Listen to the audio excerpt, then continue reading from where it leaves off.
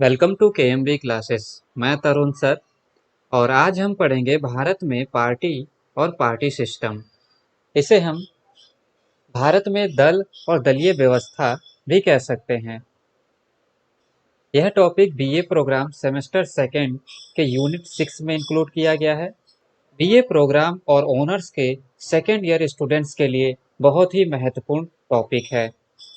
यदि आपने KMB classes को अभी तक सब्सक्राइब नहीं किया है तो आप सब्सक्राइब बटन को क्लिक करके सब्सक्राइब कर सकते हैं और बेल आइकन्स को जरूर क्लिक करें ताकि आने वाली हर एक वीडियो आप तक तुरंत पहुंच जाए। चलिए फिर चैप्टर को शुरू करते हैं।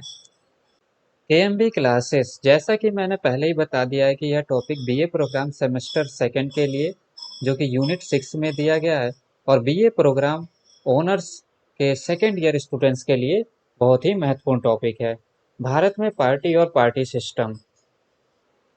यहाँ हम देखेंगे कि राजनीतिक दल क्या होते हैं, राजनीतिक दल किसे कहते हैं, जो है राजनीतिक दलों का अर्थ और उनकी परिभाषा। राजनीतिक दल एक राजनीतिक संस्था है, एक ऑर्गेनाइजेशन होता है जो शासन में राजनीतिक शक्ति प्राप्त करने और उसे बनाए रखने का प्रयास करता है। इसके लिए वह क्या करता है, चुनाव प्रक्रिया में भाग लेता है और राजनीतिक दलों का अपना एक सिद्धांत व लक्ष्य होता है और ये जो सिद्धांत या लक्ष्य या अवधारणाएं जो होती हैं वो लिखित रूप में होती हैं। तो यहाँ पे देख ही सकते हैं कि एक राजनीतिक संस्था होती है राजनीतिक दल। शासन में इसको भाग लेना अनिवार्य होता है। शासन में राजनीतिक शक्ति प्राप्त करना चाहती है। राजनीतिक दल शक्ति को प्राप्त करना चाहते हैं और शक्ति को प्राप्त करने के साथ साथ वो सत्ता में बने रहना चाहते हैं। इसके लिए वो चुनाव प्रक्रिया में भाग लेते हैं क्योंकि चुनाव प्रक्रिया के द्वारा ही जनता इनका चुनाव कर राजनीतिक सत्ता प्रदान करती है। तो यह जो है चुनाव प्रक्रिया में भाग लेते हैं। राजनीतिक दलों का अपना एक सिद्धांत होता है, लक्ष्य होता है और जो लक्ष्य लिखित रूप में होता है। कई सारे देशों में राजनीतिक दलों की अलग अलग स्थिति होती है, अलग अलग उनकी व्यवस्था है। कुछ देशों में कहें तो राजनीतिक दल होते ही नहीं है, तो कहीं एक दल ही हमेशा डोमिनेंट रहता है, कहीं मुख्यतः दो ही दल होते हैं और कहीं ऐसा है कि बहुत सारे दल होते हैं, यानी कि दो से अधिक दल होते हैं।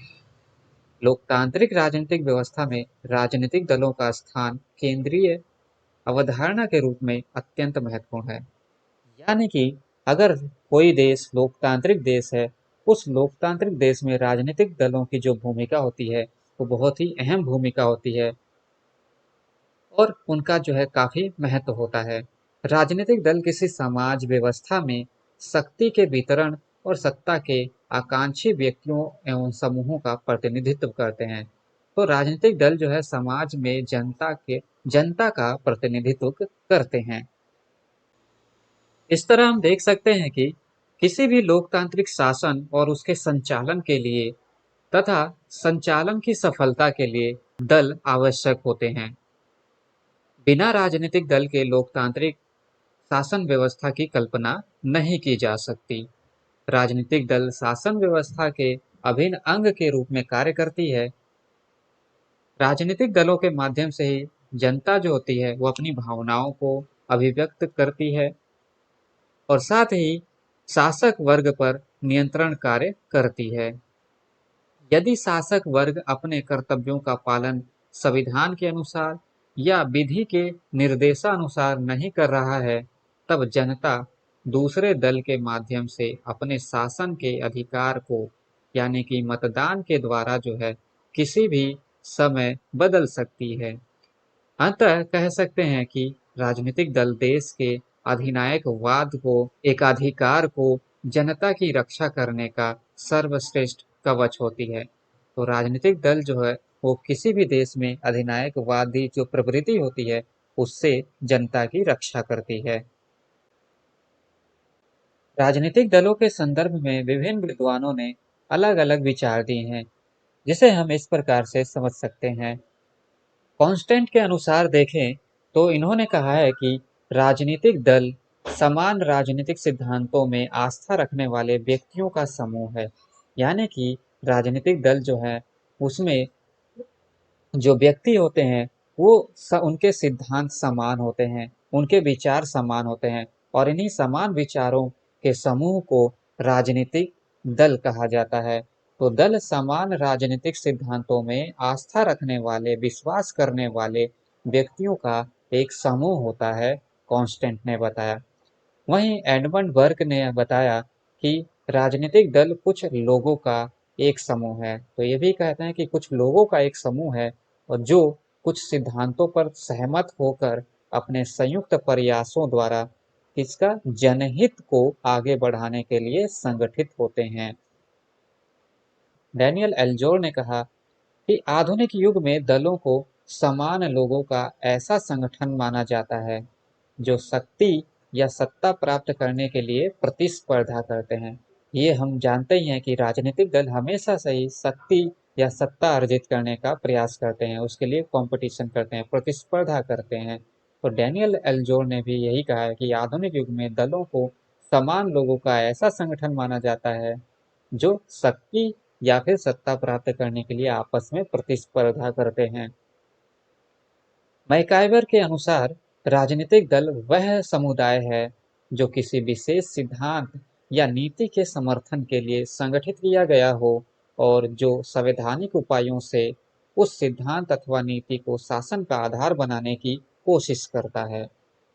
राजनीतिक दल के संदर्भ में इन सभी विद्वानों के द्वारा लगभग समान परिभाषाएं दी गई हैं और इन सभी का मानना है कि राजनीतिक दल जो है वो कुछ लोगों का समूह होता है और ऐसे लोगों का समूह जिनके सिद्धांत, विचार, अवधारणाएं एक समान होती हैं और यह आपसी प्रतिस्पर्धा के द्वारा शक्ति अर्जित करने का प्रयास करते हैं और इन शक्ति का प्रयोग वो जो है जनता के जनहित के लिए करना चाहते हैं, उनका प्रतिनिधित्व करने की कोशिश करते हैं।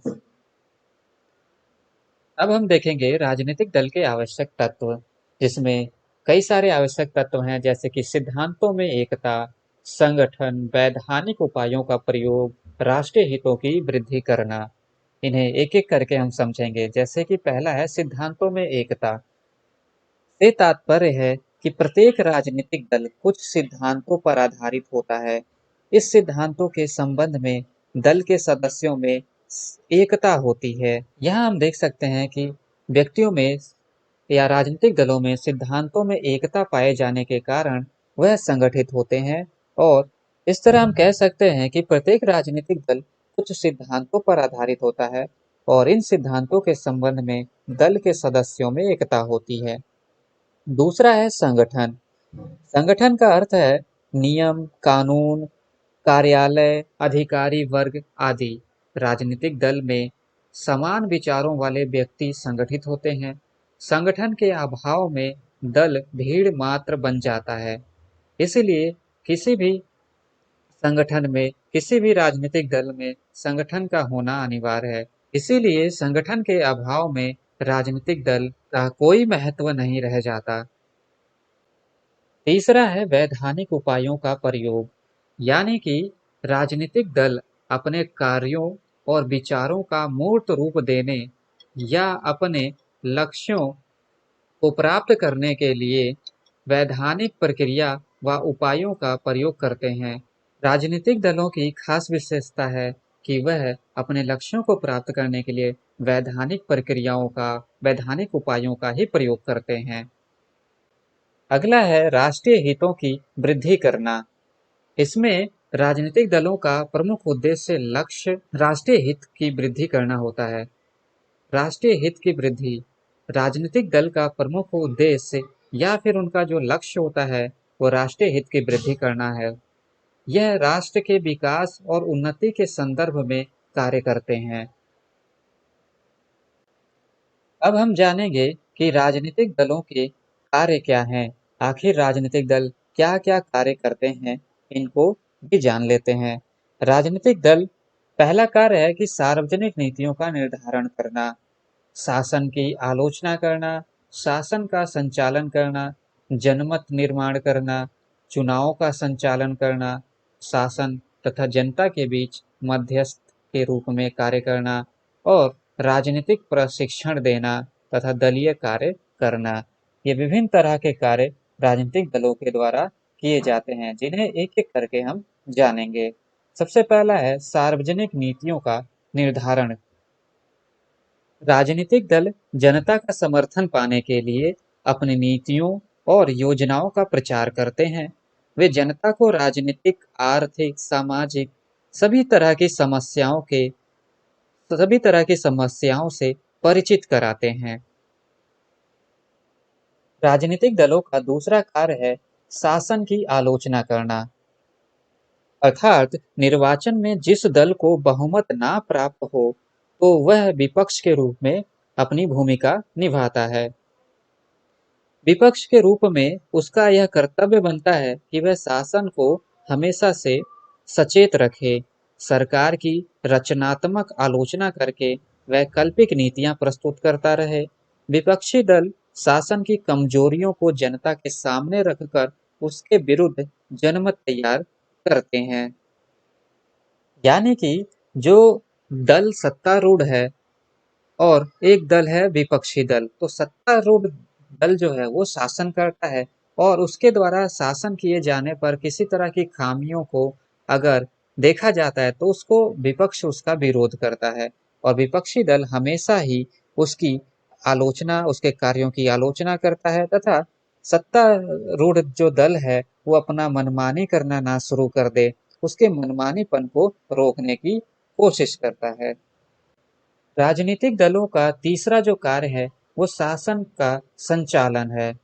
यानी कि राजनीतिक दल चुनाव में विजयी प्राप्त करके सरकार का निर्माण करते हैं और अपने दल में से ही मंत्री नियुक्त करते हैं तथा अलग-अलग तरीकों से अपने घोषणा पत्र के वादों को पूरा करने का प्रयास करते हैं। यानी कि जो उन्होंने अपने वादे चुनाव के दौरान किए थे, उन वादों को पूरा करने का यहाँ पर प्रयास किया जाता है और शासन प्रक्रिया का संचालन करते हैं। राजनीतिक दलों का चौथा कार्य है जनमत का निर्माण करना। राजनीतिक दल व्यक्तियों की सहमति से ही सत्ता पर प्राधिकार अर्जित करते हैं, शासन की नीतियों पर जनमत प्राप्त करते हैं। यह प्रक्रिया राजनीतिक दल के लिए अपरिहार्य मानी जाती है। राजनीतिक दलों का अगला कार्य है चुनाव का संचालन करना। तो राजनीतिक दल से ही चुनाव की सार्थकता प्रकट होती है। वे चुनाव के समय अपने चुनाव घोषणा पत्र तैयार करते हैं, उनका प्रचार प्रसार करते हैं, अपने प्रत्याशियों को खड़ा करते हैं और हर तरीके से चुनाव जीतने की कोशिश करते हैं। राजनीतिक दलों का यहाँ छठा कार्य है शासन तथा जनता के बीच मध्यस्थ के रूप में। राजनीतिक दल जनता और सरकार इन दोनों के बीच में मध्यस्थ की भूमिका निभाती है। वे जनता की समस्याओं और उनकी आकांक्षाओं को सरकार के सामने रखते हैं और सरकार की स्थिति से जनता को अवगत कराते हैं, उन्हें अवेयर करते हैं। राजनीतिक दलों का जो सातवां कार्य है राजनीतिक प्रशिक्षण देना। यानी कि राजनीतिक दल जनता को राजनीतिक प्रशिक्षण देने का कार्य करने के साथ साथ सामाजिक सांस्कृतिक उन्नति के कार्य भी करते हैं। समाज की बुराइयों जैसे छुआछूत, नारी शोषण, हिंसा, कुटीर उद्योगों के विकास आदि कार्यों में महत्वपूर्ण योगदान देते हैं। राजनीतिक दल जो है दलीय कार्य भी करते हैं। जैसे कि हम देखते हैं कि प्रत्येक राजनीतिक दल दल संबंधी कार्य भी करता है। जैसे कि मतदाताओं को दल का सदस्य बनाता है, सार्वजनिक सभाओं का आयोजन करता है और दल के लिए चंदा इकट्ठा करना, ये दलीय कार्य किए जाते हैं राजनीतिक दलों के द्वारा। इसके आगे हम पढ़ेंगे राजनीतिक दलों का वर्गीकरण। मुख्यतः राजनीतिक दलों को तीन वर्गों में बांटकर इसे समझ सकते हैं, जिसमें से पहला है एक दलीय व्यवस्था या एक दलीय प्रणाली, दूसरा है द्विदलीय प्रणाली और तीसरा है बहुदलीय प्रणाली। एक दलीय प्रणाली में मुख्यतः एक ही दल की प्रधानता रहती है। द्विदलीय प्रणाली में दो दल मेन होते हैं और बहुदलीय प्रणाली में बहुत सारे दल होते हैं। सबसे पहले हम एक दलीय प्रणाली की बात करेंगे। जिस देश में एक दल का वर्चस्व हो, एक दल की प्रधानता हो, यानी कि वहाँ पर एक ही दल हमेशा विद्यमान हो, उसी के पास सारी पावर हो, शक्ति हो तथा वही शासन का संचालन करती हो, शक्ति का प्रयोग करती हो और साथ ही यहाँ सभी सदस्य एक ही दल से संबंधित हो। वहाँ एक दलीय प्रणाली या एक दलीय व्यवस्था पाई जाती है। जैसे कि चीन, क्यूबा, इरिट्रिया, लाओस, उत्तरी अमेरिका, तुर्कमेनिस्तान, वियतनाम, उत्तरी कोरिया, यहाँ एक दलीय व्यवस्था पाई जाती है। द्विदलीय प्रणाली में हम देखेंगे कि जिस देश के अंदर दो बड़े राजनीतिक दल होते हैं, जिसमें से एक सरकार बनाता है और दूसरा विपक्षी दल की भूमिका निभाता है, वहाँ द्विदलीय प्रणाली होती है। इन देशों में कई छोटे छोटे राजनीतिक दल भी अस्तित्व में होते हैं, परंतु वह इतने प्रभावशाली नहीं होते जिससे कि वो सरकार का निर्माण कर सके। इसीलिए सत्ता दो बड़े दलों के मध्य ही रहता है। द्विदलीय प्रणाली के उदाहरण हैं अमेरिका, ब्रिटेन, श्रीलंका, भूटान आदि। अब हम बात करेंगे बहुदलीय प्रणाली की। बहुदलीय प्रणाली यानी कि जिस देश में दो या दो से अधिक प्रभावशाली राजनीतिक दल विद्यमान हो, वहाँ बहुदलीय प्रणाली पाई जाती है। कई बार किसी भी दल को स्पष्ट रूप से बहुमत ना मिलने की स्थिति में अनेक दल मिलकर मिली-जुली यानी कि जिसको हम गठबंधन सरकार कह सकते हैं, इसके द्वारा जो है सरकार का यानी कि गठबंधन द्वारा सरकार का निर्माण करते हैं। जैसे कि Bharat, Belgium, Italy, France, Holland, Australia, Canada, Switzerland आदि। यहाँ पर द्विदलीय प्रणाली पाई जाती है। इस तरह से एक दलीय प्रणाली में एक ही दल की प्रधानता रहती है। द्विदलीय प्रणाली में दो मुख्यतः दल होते हैं, एक सत्तारूढ़ दल होता है और एक विपक्ष के रूप में कार्य करता है। और बहुदलीय प्रणाली में बहुत सारे दल होते हैं और कई बार जो है ये सरकार जो है मिलजुल कर यानी कि गठबंधन द्वारा सरकार का निर्माण करते हैं। अब हम बात करेंगे राजनीतिक दलों की विशेषता के बारे में। राजनीतिक दल बहुमत के निर्णय को महत्व देते हैं, यानी कि जो बहुमत के द्वारा निर्णय लिए जाते हैं उन्हीं को महत्व देते हैं। राजनीतिक दल शांतिपूर्ण एवं संवैधानिक साधनों में विश्वास रखते हैं। तीसरी विशेषता है राजनीतिक दलों के सिद्धांत, उनकी नीतियां, उनके कार्यक्रम स्पष्ट होते हैं। चौथी विशेषता है राजनीतिक दल दलीय हितों की अपेक्षा राष्ट्रीय हितों को महत्व देते हैं। वो राष्ट्र के हितों के लिए वर्क करते हैं बजाय दलीय हितों के। पांचवी विशेषता है राजनीतिक दल ऐच्छिक संस्थाएं होती हैं और छठी विशेषता है राजनीतिक दल के सभी सदस्यों में विचारों की आधारभूत साम्यता होती है। उनके जो विचार होते हैं उनमें एकजुटता पाई जाती है, समानता पाई जाती है। तो इस तरह से छठी विशेषता है राजनीतिक दल के सभी सदस्यों में विचारों की, उनके सिद्धांतों की या अवधारणाओं की आधारभूत साम्यता होती है। इस तरह से राजनीतिक दलों में ये सारी विशेषताएं पाई जाती हैं। आगे हम देखेंगे कि राजनीतिक दल जो है उनका लोकतंत्र के ऊपर क्या प्रभाव पड़ता है, यानी कि लोकतंत्र में राजनीतिक दलों की भूमिका क्या होती है। किसी भी डेमोक्रेटिक कंट्री में राजनीतिक दलों की क्या भूमिका होता है, क्या उनके कर्तव्य होते हैं। लोकतंत्र में राजनीतिक दलों की भूमिका में हम देखते हैं कि यह लोकमत का निर्माण करते हैं, जनमत का निर्माण करते हैं और यह जनता को राजनीतिक ज्ञान देने का कार्य करते हैं। तीसरा है क्रांति एवं विद्रोह को रोकने का प्रयास करते हैं। चौथा है कि सामाजिक सांस्कृतिक कार्य भी करते हैं। और इसी तरह से लोकतंत्र में राजनीतिक दल विपक्ष की भूमिका का निर्वाह करते हैं। इस तरह से लोकतंत्र में राजनीतिक दलों की भूमिका अहम होती है और इसके अभाव में सफल लोकतंत्र कायम नहीं रह सकता। इस तरह से हमने इस अध्याय में राजनीतिक दल क्या होते हैं उसके बारे में जाना। राजनीतिक दलों का अर्थ एवं परिभाषाओं को हमने देखा। राजनीतिक दलों के आवश्यक तत्व क्या होते हैं, राजनीतिक दलों के कार्य क्या होते हैं और राजनीतिक दलों का वर्गीकरण किस आधार पर किया जाता है, तथा हमने यह भी देखा कि राजनीतिक दल जो होते हैं उनकी क्या विशेषता होती है और साथ ही लोकतंत्र में राजनीतिक दलों की क्या भूमिका होती है, इन सभी चीजों को हमने यहाँ पर समझ लिया है। इसके अगले भाग में यानी कि पार्ट 2 में राजनीतिक दलों के विकास के संदर्भ में अध्ययन करेंगे कि किस तरह से राजनीतिक दलों का जो विकास है वो भारत में हुआ है